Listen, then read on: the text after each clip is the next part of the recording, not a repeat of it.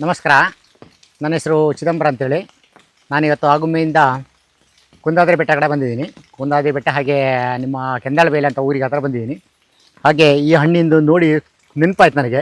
ಇದು ತಿಂತಾರೆ, ತುಂಬ ಟೇಸ್ಟ್ ಇರುತ್ತೆ, ಆದರೆ ಸ್ವಲ್ಪ ಹುಳಿ ಇರುತ್ತೆ. ನಾವು ಸಣ್ಣಲ್ಲಿ ಇರುವಾಗೆಲ್ಲ ತುಂಬ ತಿಂತಾಯಿದ್ರು. ಹಾಗಾಗಿ ಇದರ ಹೆಸರು ನಾಯಿಸಂಡಿಗೆ ಅಂತ ಹೇಳ್ತಾರೆ. ಕೆಲ ಜನ ನಾಯಿ ಸಂಪಿಗೆ ಅಂತ ಹೇಳ್ತಾರೆ. ನಾಯಿಸಂಡಿಗೆ ಅಂತ ನಾವು ಕರೆಯೋದು ಇದನ್ನು. ಎಲೆ ಕೂಡ ಒಳ್ಳೆ ಬೇವಿನ ಎಲೆ ಇದ್ದಂಗೆ ಇರುತ್ತೆ ನೋಡಿ. ಇದು ಒಳ್ಳೆ ತುಂಬ ಹಣ್ಣಾಗ್ತಾ ಇತ್ತು ಇದು.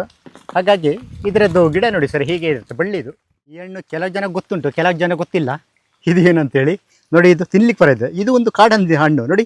ನೋಡಿ ಎಷ್ಟು ಚೆಂದ ಇದೆ ನೋಡ್ಲಿಕ್ಕೆ. ನೋಡಿ ಸ್ವಲ್ಪ ಹುಳಿ ಅಷ್ಟೇ, ಇದು ತುಂಬ ಚೆಂದ ಇದೆ ಇದು. ಗಿಡ ಮಾಡಲಿಕ್ಕೆ ಅಷ್ಟೇ ಭಾರಿ ಚೆಂದ, ಈಜಿ ಇದೆ ಇದು. ನೋಡಿ ಎಷ್ಟು ಚೆನ್ನಾಗಿದೆ ಹಣ್ಣು ಅಲ್ವಾ. ಗಿಡ ಮಾಡೋದು ಅಷ್ಟೇ.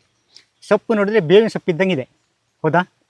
ಇದದ್ದು ಕ್ಲೀನಾಗಿ ಒಂದು ನಿಮಗೆ ಮಾಹಿತಿ ಹೇಳ್ತೀನಿ. ಹಾಗಾಗಿ ಇದನ್ನು ಹಣ್ಣು ಸ್ವಲ್ಪ ಬೆಳೆಸ್ಬೋದು. ಬೆಳೆಸೋದು ಹೇಗೆ ಅಂತ ಬೇಕಾದ್ರೆ ತೋರಿಸ್ತೀನಿ ನಾನು. ನೋಡಿ ರೈಸ್ ಬೆಡ್ ಮಾಡೋದು, ಅದಕ್ಕೆ ಗೊಬ್ಬರ ಮಣ್ಣು ಮರಳೆಲ್ಲ ಹಾಕ್ಕೊಂಡು ಈ ಹಣ್ಣನ್ನು ಇದೆಯಲ್ಲ ಸ್ವಲ್ಪ ಇದು ಇದೆಲ್ಲ ಹೋಗಬೇಕು ನೋಡಿ. ಇದನ್ನು ತೋರಿಸ್ತೀನಿ ನೋಡಿ. ಇದೆಯಲ್ಲ ಈ ಅಂಶ ಎಲ್ಲ ಹೋಗಬೇಕು.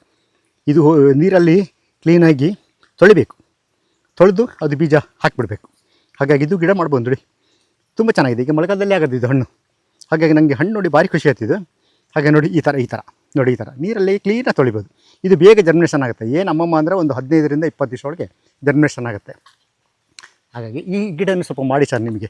ಹಾಗಾಗಿ ನಾನು ಸ್ವಲ್ಪ ರೈತರ ಹತ್ರನೇ ತಿಳ್ಕೊಳ್ತೀನಿ. ಹಾಗೆ ಈ ಕೆಲವು ಮೆಡಿಸಿನ್ ಪ್ಲಾಂಟ್ಸ್ ಎಲ್ಲ ಗಿಡ ಎಲ್ಲ ಮಾಡ್ತಾರೆ, ಅವರು ಇದು ಮಾಡ್ಬೋದು ಸರ್. ಇದ್ರ ಗಿಡ ಬೆಳೆಸ್ಬೋದು. ಕೆಲವು ಜನ ನನ್ನ ಹತ್ರ ಇದರ ಬೀಜ ಕೇಳಿದ್ದಾರೆ. ಚಿದಂಬರ ಇದರ ಹಣ್ಣು ಅದೇ ಬೀಜ ಇದ್ರ ಕಲೆಕ್ಟ್ ಮಾಡಿಕೊಡಿ ಅಂತೇಳಿ. ಅಯ್ಯೋ ಸ್ವಲ್ಪ ಬೀಜನ ಕಲೆಕ್ಟ್ ಮಾಡ್ತೀನಿ ಸರ್, ಮಾಡಿ ಅವರಿಗೆ ತಗೊಂಡೋಗಿ ಕೊಡ್ತೀನಿ ಸರ್. ಓಕೆ ಸರ್, ತುಂಬ ಥ್ಯಾಂಕ್ ಯು.